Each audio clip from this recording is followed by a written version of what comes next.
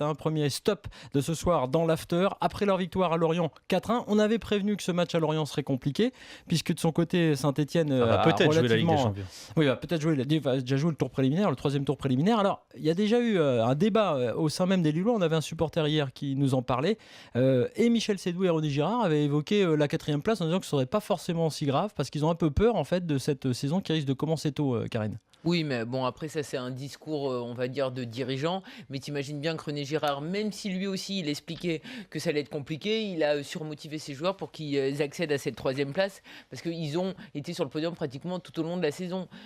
Après, Lille aura des moyens très limités. Bon, de toute façon, est-ce que tu t'attends à des merveilles du côté de Lille en Ligue des Champions ? Pas forcément. On a vu que la dernière fois où ils étaient en Ligue des Champions, ils avaient de grandes difficultés, donc ils feront avec les moyens du bord, et s'ils arrivent à sortir déjà de la phase de poule, ça sera très bien.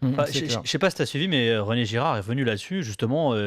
On l'avait mis devant le fait accompli en disant que le président Sédou, notamment, avait déclaré justement que ce serait difficile d'assumer plusieurs tours préliminaires en Ligue des Champions et que la 4e place serait peut-être plus peinarde.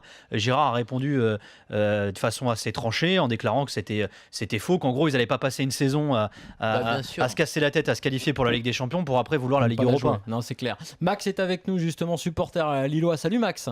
Salut messieurs. Alors, c'est fait. Et comme prévu déjà, avant de revenir sur le problème de ce 3e tour préliminaire, le match de ce soir n'a pas été évident avec l'ouverture du score lorientaise et du côté de Saint-Etienne, ça se passait plutôt bien pour l'hiver. Donc, il y a eu la pression a été sur les épaules des Lillois qui ont bien répondu et qui ont marqué 4 buts, eux qui ont un peu de mal à marquer. L'importance d'un Kalou aussi, parce que c'est vrai que parfois il a été critiqué, mais en attendant il a une expérience énorme. Odar n'a pas fait le match de sa vie non plus. Oui, mais Kalou il est quand même sur le 2 buts. C'est très important d'avoir un tel joueur quand tu as ton destin qui se joue à la dernière journée. C'est ton avis, Max ? C'est clair. Écoute, enfin Lille en fin de saison a fait le boulot. Ils ont fait ce qu'il fallait. Saint-Etienne, en tout cas à mon sens, c'était plus ou moins couru d'avance. Le fait que Saint-Etienne gagne à domicile comme ça, fin de saison, ils étaient dans une bonne dynamique, donc on n'est pas étonnés. Bon, c'est bien. Non, mais nous en tant que supporters lillois, on est content de voir qu'on a réussi à garder cette 3e place qu'on a depuis un bon bout de temps maintenant. On aurait été forcément déçus si on finit 4e. Après, la question qu'il faut se poser, c'est à part Lille, qui réellement aurait les épaules pour prendre cette 3e place et assurer en Ligue des Champions. Parce que Paris-Monaco, pas grand monde. Il y a Paris-Monaco, ça c'est indisputable. Ils ont les moyens et ils sauront faire quelque chose en Ligue des Champions. Maintenant, si vous me dites que Saint-Etienne fera mieux que Lille, je suis pas convaincu. C'est pareil pour Lyon, on peut parler de Marseille. Enfin bref. Donc peu importe qui est, nous en tant que supporters lillois, je pense qu'on doit que se satisfaire de cette 3e place. N'importe qui aurait signé en début de saison pour être sur le podium. Donc faut se réjouir de ce résultat.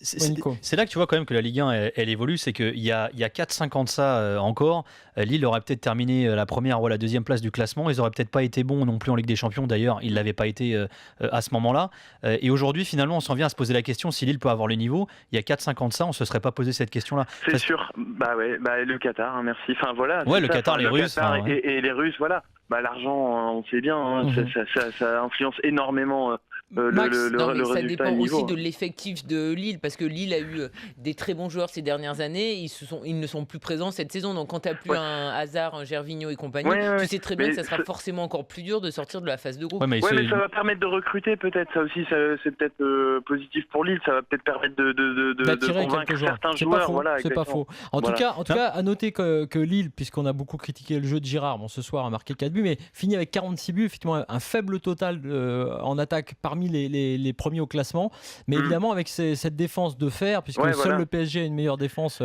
Mais tu sais que l'équipe est un peu à l'image de la situation du club, c'est-à-dire il y a un côté austère. Alors on sait ce qui s'est passé l'hiver dernier quand Corchia devait signer, la DNCG a dit non. On a tous été étonnés parce que la gestion est plutôt saine. Alors tu me diras, la DNCG est là pour s'assurer que justement les situations restent saines, mais c'est vrai qu'à Lille la situation financière elle n'est pas vraiment jouissive, on va dire. Il y a le nouveau stade qui est là, il faut s'assurer à ce que justement le club ne tombe pas pas dans le rouge. Alors c'est vrai que la DNCG aujourd'hui a un rôle important parce que combien de clubs ont eu des nouveaux stades et derrière ont coulé. On pense au Mans, on pense à Grenoble, on pense à Istres qui ont beaucoup investi là-dedans et qui au final s'en sont pas sortis derrière. Mais c'est vrai que cette équipe qui a été très défensive mais qui finalement arrive quand même à finir 3e du championnat, elle a fait une saison avec peu de moyens, avec peut-être un côté pas très sexy, mais voilà. Non, et puis ce qu'il faut aussi rappeler, c'est que face au gros, elle a fait de très bons matchs. Face au PSG, face à Monaco. Et ce qu'on peut rappeler aussi, éventuellement, excuse-moi je te coupe, mais c'est que derrière, ça n'a pas été flamboyant non plus. Les Saint-Etienne, Marseille, Lyon, ils ont eu des phases aussi pendant la saison qui n'ont pas été exceptionnelles. Ce qui a permis à Lille de rester. C'est vrai, et Niama a joué énormément. Et Niama a joué énormément aussi sur notre classement aujourd'hui.